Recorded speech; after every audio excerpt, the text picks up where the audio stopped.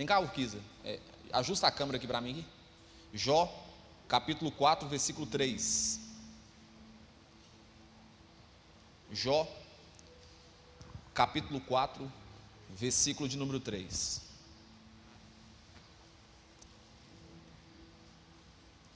Na quinta-feira, agora dia 5, lembrei que agora, nós teremos uma Assembleia Geral aqui na igreja sobre a organização do estatuto e a mudança de nome. Não vai ser mais Igreja Batista Nacional El Shaddai, vai ser só El Shaddai. Os princípios e valores continuam os mesmos, amém?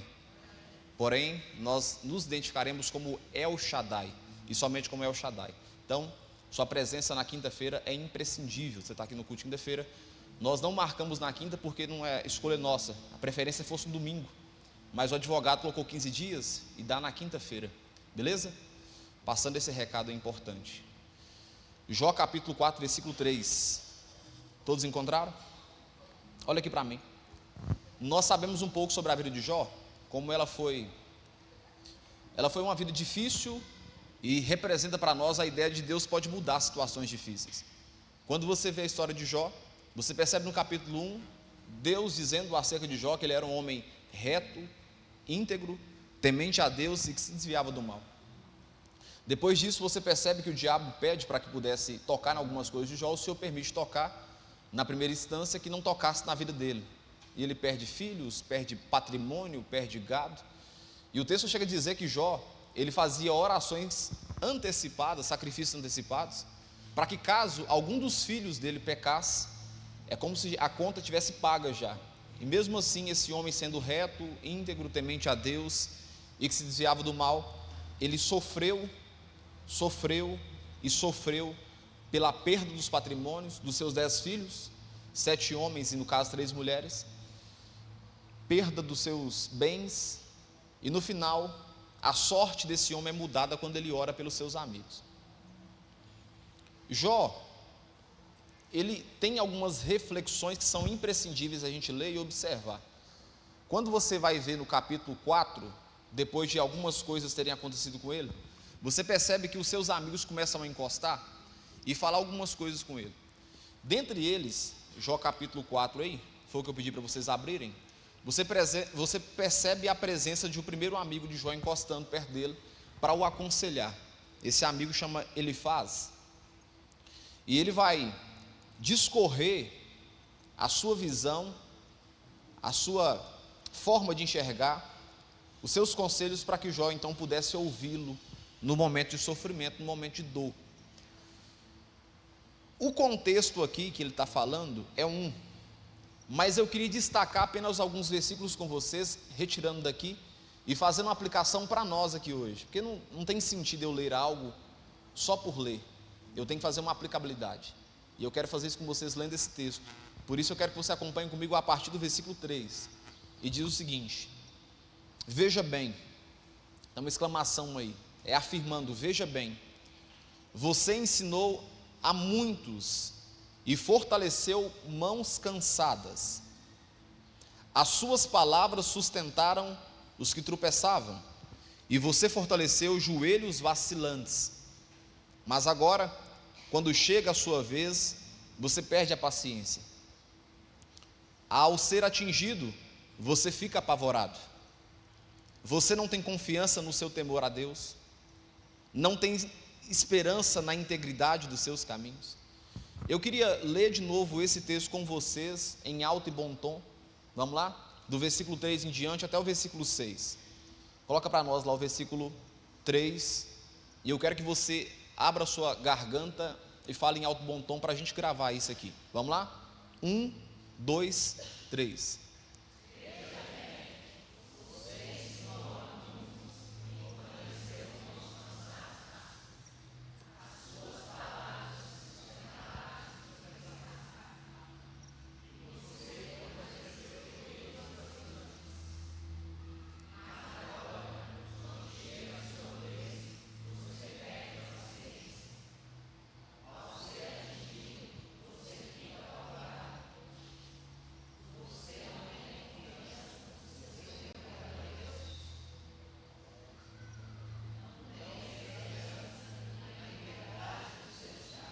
somente até aqui. Esse texto é um texto riquíssimo. E que pancada, que lavada de sabão que Jó tomou desse amigo Efraim. Que pancada. O texto começa dizendo o seguinte: eis que tem ensinado a muitos e tem fortalecido. Você tem ajudado muita gente com as mãos fracas, a gente percebe isso.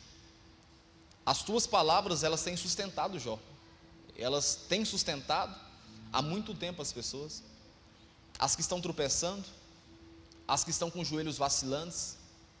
Que bênção, você tem sido útil o tempo todo. Mas agora, fala comigo assim, agora. Mas agora, Jó, que você se encontra na situação que parece que as coisas não fazem mais sentido, como é que está o seu coração? Aquela força que você tinha, onde ela está? Porventura, o temor de Deus no agora não é suficiente mais? Você falava sobre confiança, sobre confiar em Deus. E agora? Quando você se encontra dentro da situação sendo o agente passivo. E agora? Quando você cobrava retidão nos seus caminhos. E agora? Como é que você vai fazer? Eu queria pensar um pouco com você sobre isso, essa fala aqui. Trazendo uma aplicação para nós hoje. Irmãos, é muito fácil fazer julgamentos, apontamentos, quando nós não temos membro da família que estamos sofrendo. É facinho demais você acusar. Nós, esses dias para trás, postamos um vídeo. Esses dias não, foi hoje, eu postei um vídeo do meu pai na internet, lá um cortezinho da pregação aqui da igreja, falando sobre a dignidade da pessoa humana. Pode entrar no Instagram e agora e ver. A fala era o seguinte: numa situação de salvar um cachorro ou um ser humano, não importando o que esse ser humano acredita, qual cor que ele é, como ele pensa, o que você deveria fazer? Meu pai perguntando aos alunos da sala. Os alunos da sala, alguns disseram que salvaria o cachorro, né? Porque entendeu que o cachorro é mais importante do que o homem, do que o ser humano. Aí meu pai falou assim: mas deixa eu te perguntar então, mas se esse ser humano for sua mãe? Aí as pessoas: não, mas eu salvo. Por que, Gonçalo? Porque quando trata de algo que nos dói, é mais fácil, sim ou não? Quando trata de algo que nos castiga, que nos incomoda, é mais fácil. Mas quando se trata da dor do outro, colocar na situação do outro é um pouco mais difícil. A gente gosta de consolar a dor do outro, mas nunca está na dor do outro. É justamente isso que o texto fala sobre Jó. E o primeiro amigo aqui interroga ele: ué, Jó, quando nós estávamos passando uma situação difícil e você vinha nos aconselhar, parecia ser mais simples, não parecia? E agora, Jó, que você perdeu tudo que você tinha, parece que você está com os pés vacilantes, com os joelhos vacilantes. Você percebe agora que é um pouco mais difícil? O que eu quero pensar com vocês sobre isso aqui? Primeiro destaque: é muito fácil fazer asseverações, julgamentos, apontamentos, quando nós não estamos na situação. Dizer o que tem que ser feito. Sim ou não, irmãos? Sim ou não? É simples. É só suposição. É só imaginação. É eu imaginando se eu estivesse naquela situação, mas eu não estou naquela situação. Quando eu entro no campo da suposição, a minha pele, o meu corpo, os meus olhos não estão lá. É só uma imaginação da minha mente concatenando algo que pode acontecer. É mais simples. Não é tão complicado. Mas quando a gente começa a ser agente passivo ou ativo da situação, aí fica um pouco mais complicado. Aí as coisas começam a ser vistas de uma maneira mais de piedade, com menos asseveração, com menos julgamento. Se for alguém do meu time, da minha casa, do meu povo, eu já não quero julgar como eu julgaria o outro. Eu não quero que as pessoas falem mal como falaram mal do outro. Quem está me entendendo? Por quê? Porque quando passa a ser algo que nos dói, nos incomoda um pouco mais. E eu queria pensar sobre isso com vocês nessa manhã. Nós somos muitos usados por Deus, e graças a Deus somos usados por Deus para ajudar as pessoas. Amém ou não amém? Isso é uma bênção, isso é uma dádiva. Ser solidário na situação da dor. Nós somos sempre usados por Deus para poder trazer alívio para alguém que está aflito. Uma palavra, uma orientação, uma instrução. Isso é bom demais, isso é uma bênção. Mas quando a situação é ao contrário, e quando nós precisamos de um auxílio, de uma orientação, de uma instrução, será que a nossa reação, ela funciona como? Eu queria pensar com vocês de acordo com alguns pontos que eu anotei aqui, trazendo em tese que nós somos pessoas que ajudam as pessoas, tendo na visão, no campo da ideia, que eu e você somos agentes de Deus, que o tempo todo estamos ajudando uns aos outros, amém? Então eu vou acreditar nisso, que você é essa pessoa que está aqui hoje nessa manhã, que é alguém que auxilia, que sempre é o cara que ajuda, a mulher que fala, a mulher que dá direção, tá, mas agora que é com você, o primeiro ponto é esse, fala assim comigo, e agora?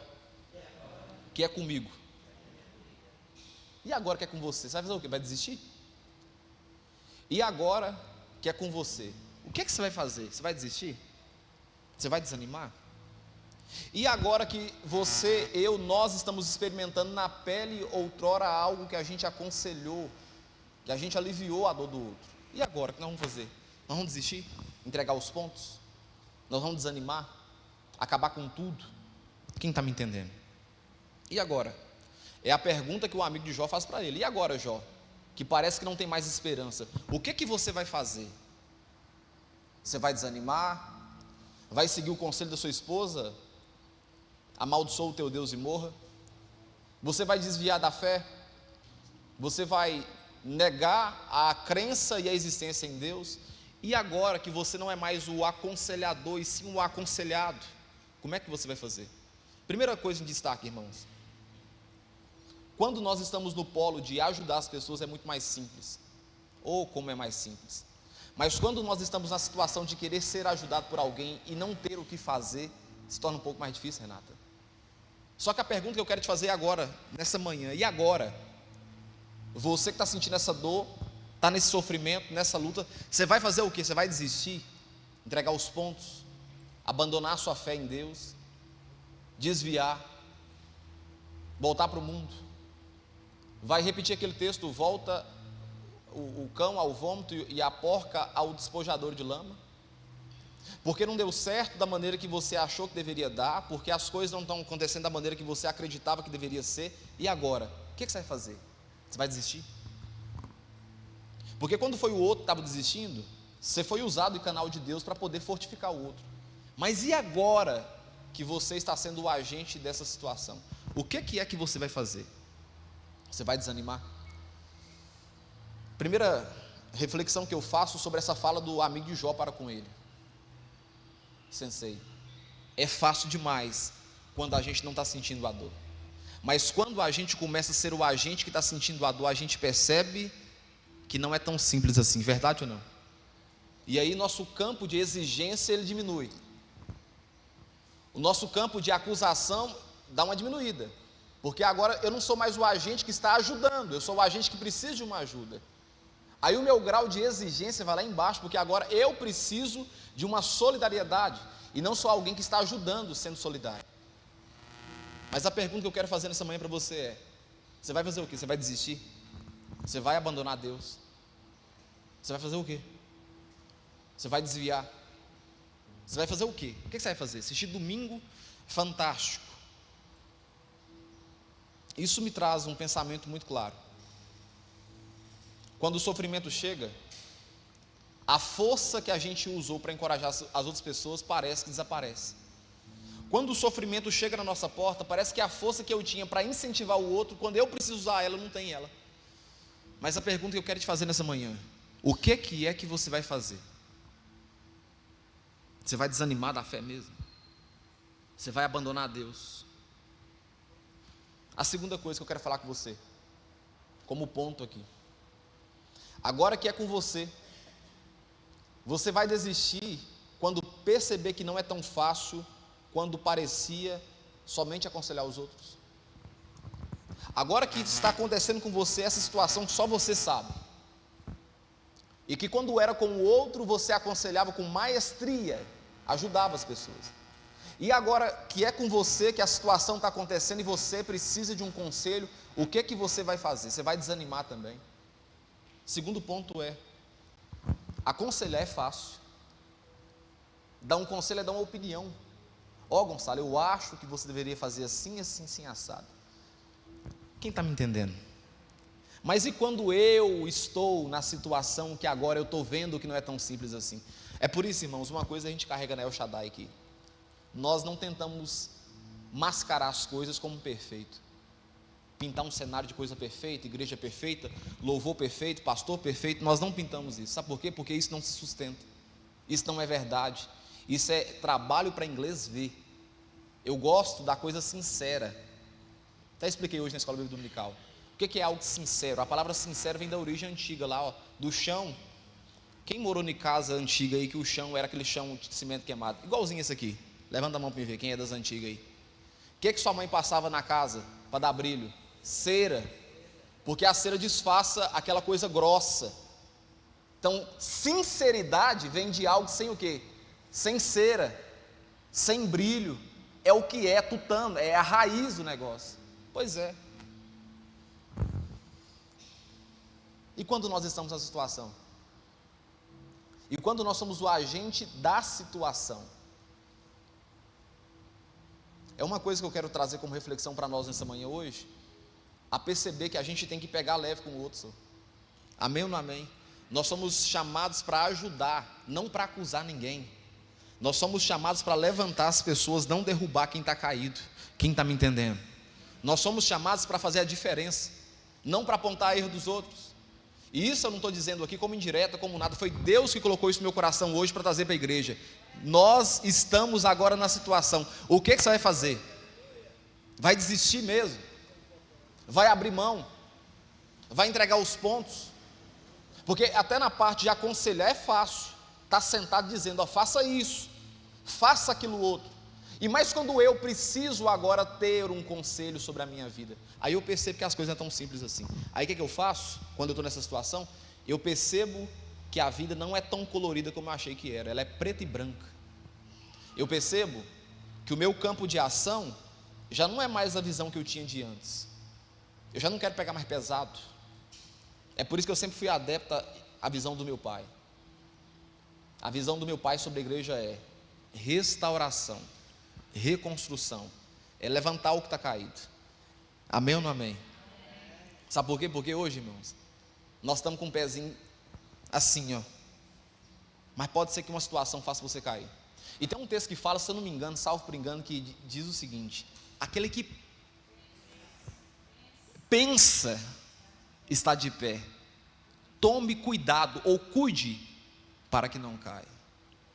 Defeito de crente é achar que o telhado dele não é de vidro. Seu telhado é de vidro. Está tudo dando certo agora, mas pode ser que uma situação pequenininha assim, ó, mude todo o quadro. De Jó foi uma permissão de Deus. A irmã hoje testemunhou lá na escola dominical. Cadê ela? Você falou sobre a questão da sua dor, não foi você? A Kézia, fugiu o nome aqui agora. A Kézia falou que vem cá contar esse negócio aqui. Vem cá, vem cá. Conta para nós o que você disse na escola dominical sobre o seu filho. O que foi para você como mãe. E não é uma pessoa dizendo, é a própria mãe dizendo sobre isso. Vem cá contar. Se é todo mundo tem estrutura para dizer um trem desse. É assim mesmo, é ao vivo, culto ao vivo. Conta aí. Glória a Deus, né, irmãos? Rava me põe nas frias, difícil mais. É porque eu estava falando, irmão, na questão de que quando Deus libera uma palavra, né, para a gente ir lá e falar com o próximo, né, Renata? e assim, a gente se sente indigna de falar assim, eu, Senhor, eu vou lá, não vou não. E aconteceu um fato, até foi com o casal lá, né, o operador, e Deus colocou para mim, e eu gravei o áudio e falei, vou mandar para o pastor Vinícius, né? Joguei a bomba para ele. Falei, pastor, Deus falou comigo, meu coração, estou orando e tudo. Mas é muito fácil quando a gente fala assim, não é para a morte. Não é para a morte, Deus tem um propósito, Deus vai trabalhar. E ainda fui mais longe, falei, é na Renata que Deus quer trabalhar, na filha do Tião. Aí entreguei o recado, e orando e tal, e Deus concluiu o que eu tinha falado. Quando foi com meu filho, Pedro Lucas... Escuta só, uma coisa é entregar um recado para alguém, quem está me entendendo? Agora vai contar sobre ela, não é de alguém, é dela mesma, agora conta. Quando foi com Pedro Lucas, eu me lembro que eu estava indo no bairro Marília, na igreja de Bairro Marília, Porque eu falei, ai, Jesus, vou fazer nada, não vou nessa igreja, e vão encurtar a história. Só que aí Deus estava me preparando para que eu ia passar, que era, né, a doença do Pedro. E Deus falou comigo, é para a morte, e eu tenho um propósito dentro dessa morte. E eu, assim, não sou melhor, não sou boazinha, sou a Kézia, sou humana, eu sou mãe, né? Sou mãe, sou filha.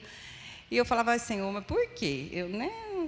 Só o Pedro, né, que eu tenho, né? Eu tinha separado recentemente. Mas aí eu falei, então, seja feita a sua vontade, que seja para a sua glória. E passado 2 meses que eu fui saber o propósito de Deus sobre a minha vida, sobre aquilo que Ele fez, né? Ele levou o Pedro, né, para a glória. Eu creio que Deus, o Pedro está lá, né? Eu vou encontrar com ele um dia e falar, e aí, filho, como é que foi aí? Eu tenho essa alegria. Eu passo isso para todo mundo. Não se desespere, você vai encontrar, porque senão o Senhor, né, não falaria, vou preparar um lugar para você lá em cima. Então, quer dizer, minha casinha está lá, o Pedro está cuidando e eu vou para lá. Então, assim, irmãos, quando é para falar coisa boa, é bom, né? Mas quando a gente está vivendo, é o que o pastor Ravana está falando, é complicado. Mas se Deus mandou, a gente tem que obedecer, né? Não? Nós estamos aqui para obedecer. E foi assim. Então, a doença do Pedro, né, foi para salvar um médico dele que não acreditava em Deus. Ele falava piamente que não acreditava em Deus, que ele tinha perdido a mãe e o irmão. E foi uma luta muito grande, porque eu lembro que, na época, eu tive que entrar no consultório dele e falar, conversa com o Pedro, você nem conhece o Pedro, né, e tal, vou dar esse testemunho para ficar pronto. Conversa com o Pedro, vê, o Pedro não olha criança, que não sei o quê, e Deus, eu falei, pelo amor de Deus, ainda fiz a súplica, né? Ele falou, Deus não existe. Aí eu falei, ele existe, eu vou provar com o senhor que ele existe. Aí eu pedi à secretária que desse 1 minuto de bobeira, e ela falou, vai me mandar embora. Eu falei, não vai. Aí eu entrei, falei assim, atende o Pedro, tal. Aí nisso o Pedro entrou, aí ele olhou o Pedro grandão, não sei se os irmãos lembram dele, ele era muito grande. Ele falou, isso não é menino não, isso é um rapaz. Eu falei, ele tem 12 anos, ele fez esse ano. Aí ele conversou com o Pedro e tal. Hoje, irmãos, eu chego no consultório desse médico, Rony Quirino, em Divinópolis, ele fala assim, glória a Deus, né, dona Kézia? Então, eu louvo a Deus, porque o propósito foi cumprido, mesmo sendo na minha dor, mas foi cumprido. Você tem noção do que é glorificar? Aleluia. Você tem noção do que é glorificar a perda de um filho que saiu do seu ventre e no final você fala assim, foi para um propósito maior? É isso que eu estou dizendo aqui hoje. E quando é comigo na prova, quem está me entendendo agora?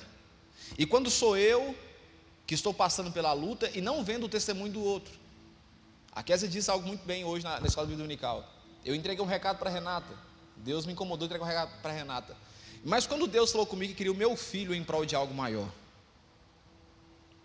é fácil, irmãos. É fácil ser usado por Deus, não é difícil. Mas quando Deus coloca a gente na prova, Ramon, aí você percebe que tudo aquilo que você disse não é tão simples assim. Quem está me entendendo? Terceiro ponto, agora que é comigo, agora que sou eu que estou passando a luta, será que as consolações que eu dava para as pessoas, elas têm o mesmo peso para mim? Lembra quando você olhava para alguém que está passando uma luta e falava, gente do céu, mas eu oro para essa pessoa, eu aconselho ela e parece que ela não sara. E agora que sou eu e você e nós que estamos passando por algum tipo de luta, será que o nosso pensamento continua igual? Ou a gente percebe que a dor dói mesmo de verdade? É a mesma coisa de olhar para alguém que está passando por uma depressão e falar assim, mas é fraco demais, né, senhor? Não consegue curar nunca. Quem já ouviu alguém falar isso sobre alguém? Mas depois a pessoa se encontra na mesma situação e aí ela percebe na pele que não é tão simples assim. Mas sabe por que a gente faz isso, irmãos? Porque é mais fácil ser o consolador do que precisar de algum tipo de consolação. Foi isso que o amigo de Jó disse para ele. Uai, Jó, você tinha carro, casa, mulher, esposa, filhos. Você não dizia isso, e você era duro, incisivo em dizer. Agora que você perdeu as coisas, eu quero te perguntar, cadê a sua esperança que você dizia sobre isso? Aí a gente percebe que as coisas não são tão simples como a gente pensa quando a gente está vivendo aquela dor. a gente percebe que não é tão simples assim. Outra pergunta, como ensinamento de hoje, agora que é com você, que é com nós, você vai desistir quando descobre que sua força interior precisa ser cultivada? Agora que você está vendo que a luta está acontecendo com você a ponto de sentir na pele, você vai desistir quando você tem que ser perseverante? Você vai desistir? Ou vai perseverar? Você vai entregar os pontos ou vai perseverar?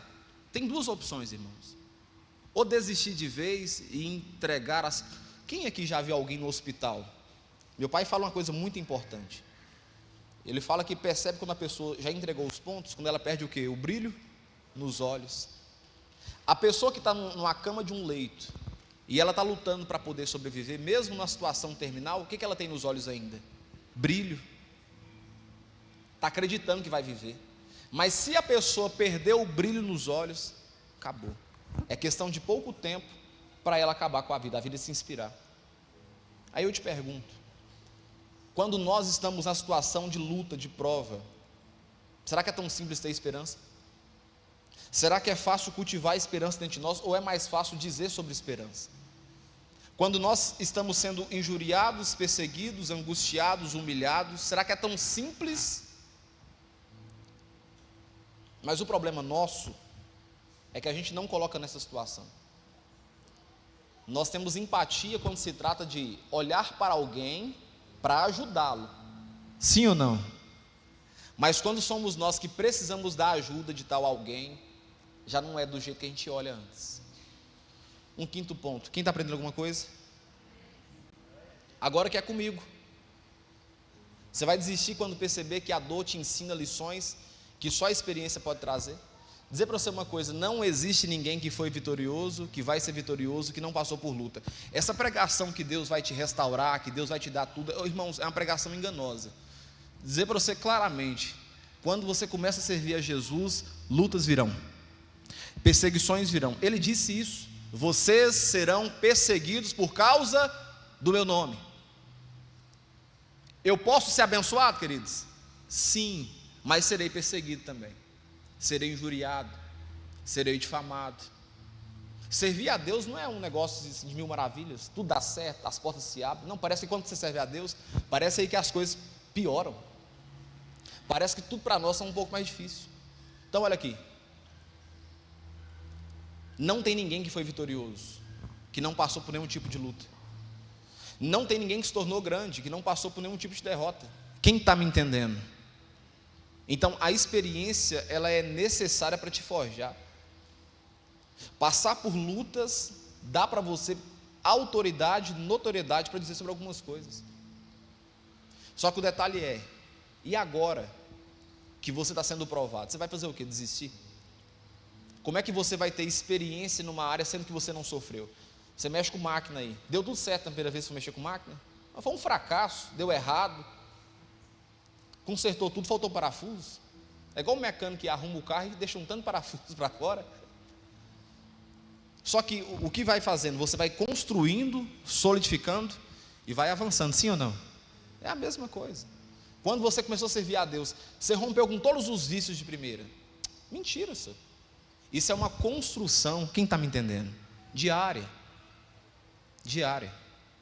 Pois é, senhor. Só que agora que é comigo a situação, sou eu que sou o agente da situação. O que eu vou fazer? Eu vou desistir? Eu vou abandonar? Um sexto pensamento. Agora que é comigo, agora que é com você, você vai desistir quando perceber que consolar os outros é mais fácil do que consolar a si mesmo. Fala assim comigo: consolar os outros é mais fácil do que consolar a si. É mais fácil consolar uma pessoa que você não conhece do que ter consolação consigo mesmo. É muito mais simples. Eu dou a palavra e sigo a minha vida. Mas e quando sou eu que preciso de uma consolação? Eu tenho uma admiração pela Kézia nisso aqui, porque dizer o que ela diz com tanta clareza, que perdeu um filho e entende que era um propósito de Deus, é para a gente madura na fé. Não é qualquer um que diz. Vocês concordam comigo ou não? Eu estou errado nisso aqui. Isso sim é uma fé madura. Porque talvez se fosse eu e você, não teria com tanta clareza dizer uma coisa dessa. Só que é mais fácil, irmãos, quando a gente não está passando a luta. A consolação, quando a gente dá ela, é mais simples. Mas quando sou eu que preciso de consolação e eu estou na situação, aí eu percebo que não é tão simples assim. Jó 4,5 fala o seguinte: e tocando-te, perturbas? Ou seja, agora que Deus deixou o inimigo te tocar, você está perturbado, você está vendo como é que as coisas funcionam. Um sétimo ponto: agora que é com você, você vai desistir quando perceber que sua fé precisa sair da teoria e se tornar real. Irmãos, falar sobre fé é algo muito interessante. Dizer sobre ter fé. A gente até lê o texto: ora, sem fé é impossível agradar a Deus. Mas Flávio, e quando você não tem garantia que Deus vai fazer? Está na mesa da cirurgia, precisando do milagre de Deus. Será que é tão simples ter fé, irmãos? Quem está me entendendo? Não é tão simples não. Quando nós estamos sendo o agente que precisa da fé, é mais complicado do que ser o agente que motiva fé no coração das pessoas. O que eu quero dizer com você hoje? Eu quero trazer uma palavra para você hoje de conscientização. Te conscientizar quem você é. Te conscientizar quem nós somos. Te conscientizar que o seu telhado é de vidro. Te conscientizar que o julgamento que às vezes nós fazemos com o outro, se fosse nós no lugar do outro, não queríamos que tivesse com a gente. Trazer a consciência que é muito mais simples quando a gente consolava, mas agora que a gente precisa do consolo, a gente percebe que não é tão simples assim. E crente erra muito nisso. Crente é julgador, crente gosta de apontar, crente gosta de pôr defeito. Se eu estou mentindo ou eu estou falando a verdade? Muitos parentes nossos não passam a servir a Deus por causa do nosso julgamento, porque nós sentamos na mesa de domingo com um povo que não é crente e falamos mal da nossa igreja, do povo da nossa igreja, do louvor da nossa igreja. Aí como é que esse povo que não é da nossa igreja vai servir a Deus na igreja que nós servimos? Como? Que dia? Que hora? Sendo que o próprio povo que é da igreja às vezes fala mal do povo da igreja. Como? Mas é mais simples quando a gente não é o agente que precisa da restauração. É mais fácil sentar e analisar a situação que o outro está passando e falar: mas eu acho que deveria ser feito assim, quer ver? Eu acho que o outro deveria conduzir dessa forma.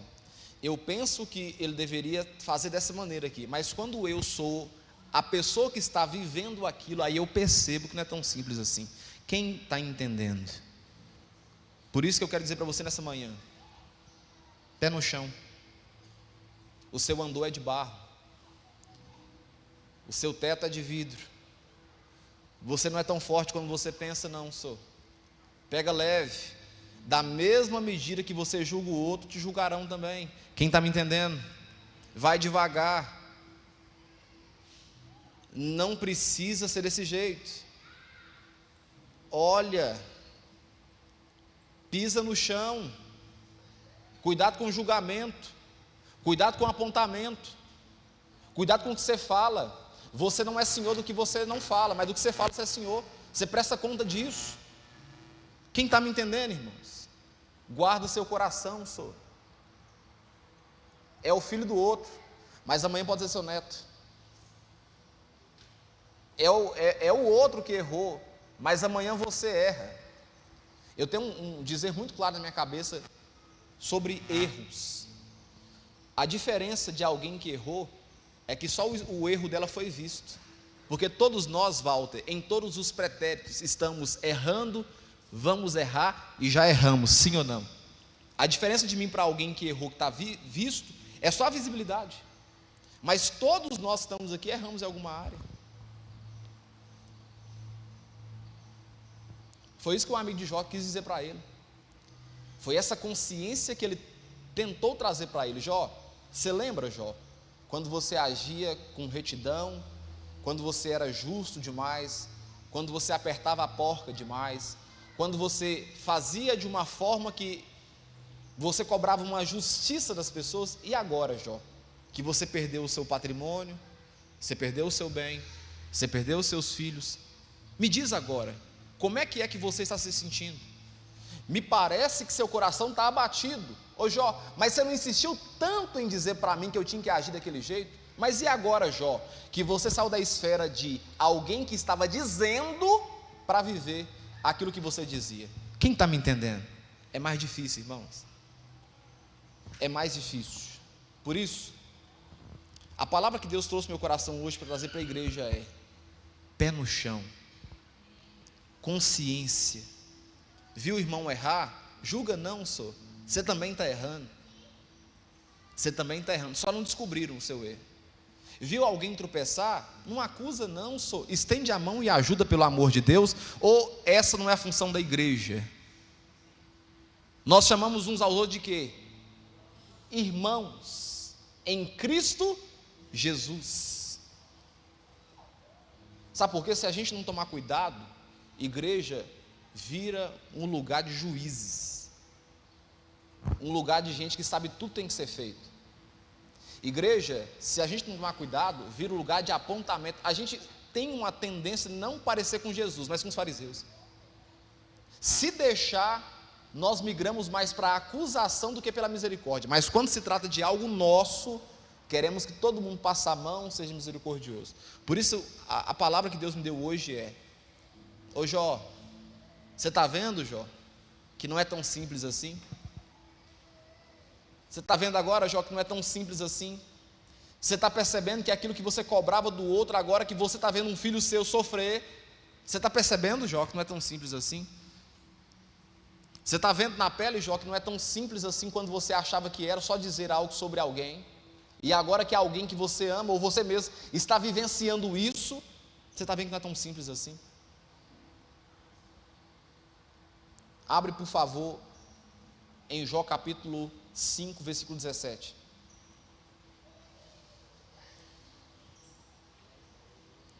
Vamos ler todo mundo junto?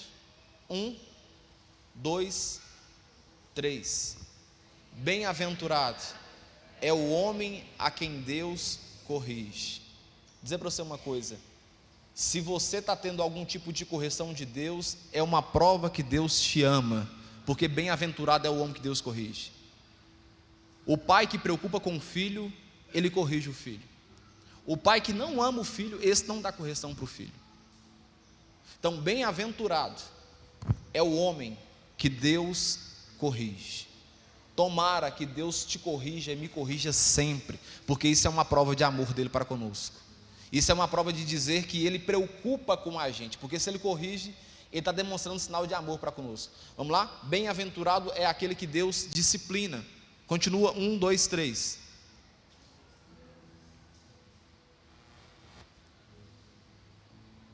Muda para nós aí, por favor. 1, 2, 3. Portanto, não despreze a disciplina do Todo-Poderoso. Não despreze. Quando Deus te colocar no colo e falar com você: senta aqui, vamos conversar, não despreza, não murmura, não acha ruim, não revolta, não vai funcionar revoltar. Pode sair da igreja, não falando daqui não, é qualquer um, de qualquer igreja.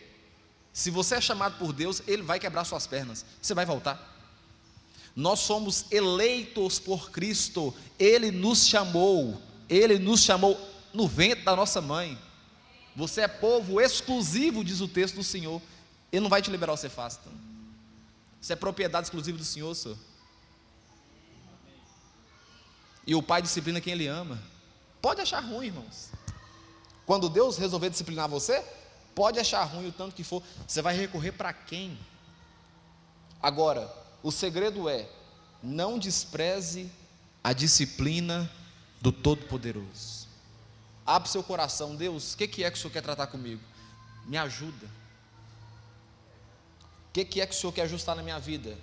Ajusta, porque eu quero entender que o Senhor está me amando fazendo isso comigo, não me punindo.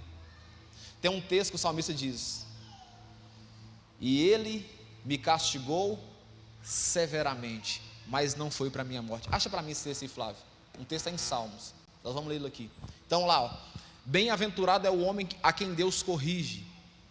Portanto, não despreze a disciplina do Todo-Poderoso, pois Ele faz o que, queridos? Olha lá, ó. Pois Ele, quem faz ferida? Deus faz ferida.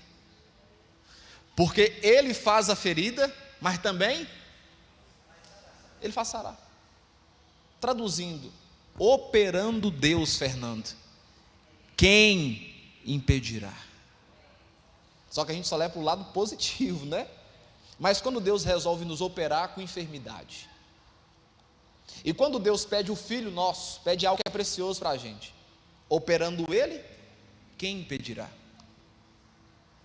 Porque Ele faz a ferida e Ele mesmo a faz sarar. Continua. Ele fere e as suas mãos também curam. Achou o texto aí, Flávio? Salmo 118, versículo 18. Coloca para nós Salmo 118, versículo 18.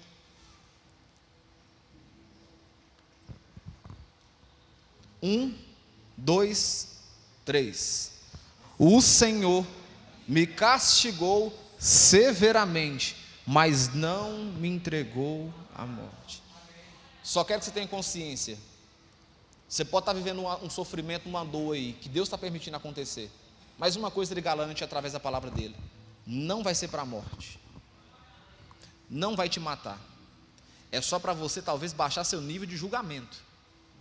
É só para talvez você experimentar que não é tão simples quando você dizia sobre o outro. Ele me castigou de forma dura, mas uma coisa nós temos em Deus: garantia de vida, não é para a morte. Fica de pé no teu lugar em nome de Jesus.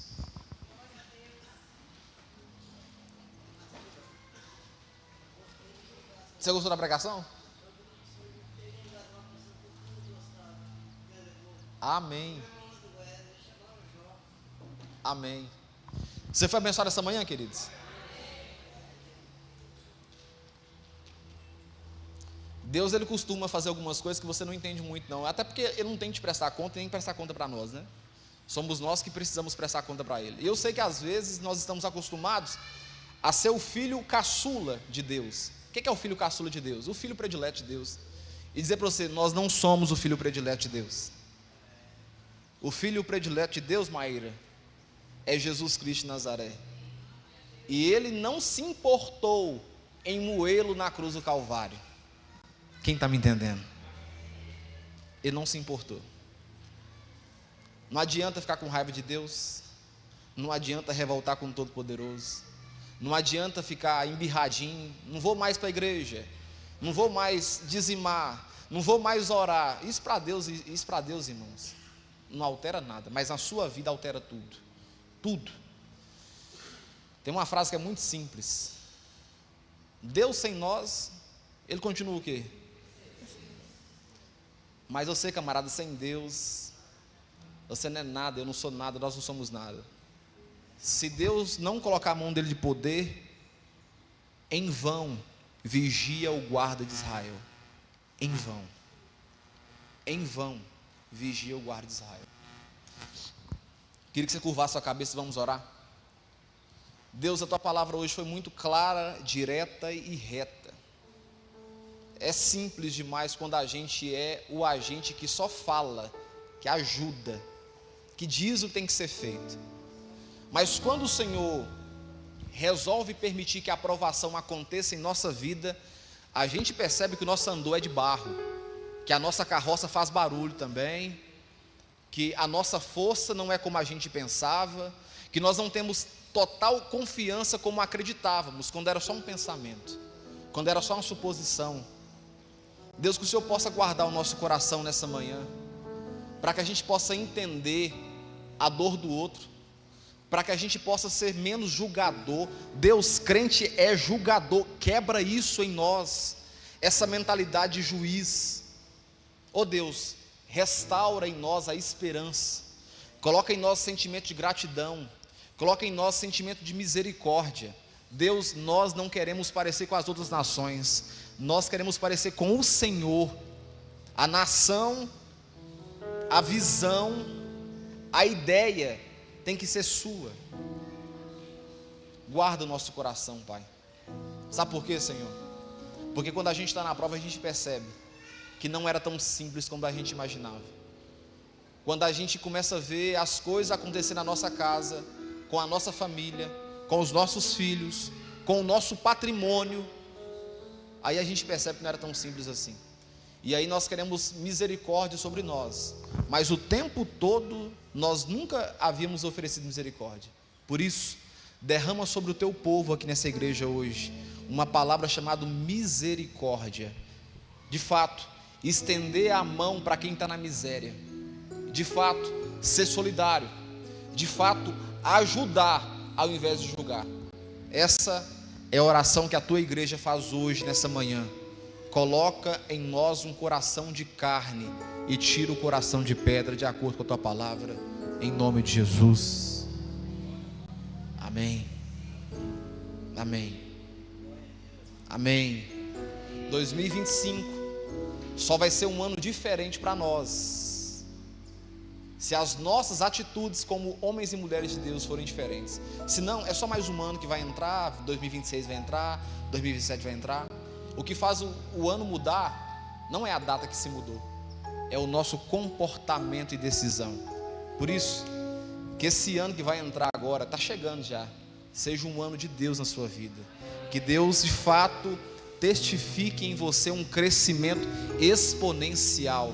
Que você possa experimentar as boas dádivas divinas sobre a sua vida, mas contudo, que você tenha consciência. Eu não estou aqui para poder julgar, eu não estou aqui para poder acusar, eu estou aqui para poder ajudar quem precisa. E se caso for da vontade de Deus me abater, que Ele faça, porque tudo é feito com amor por Deus.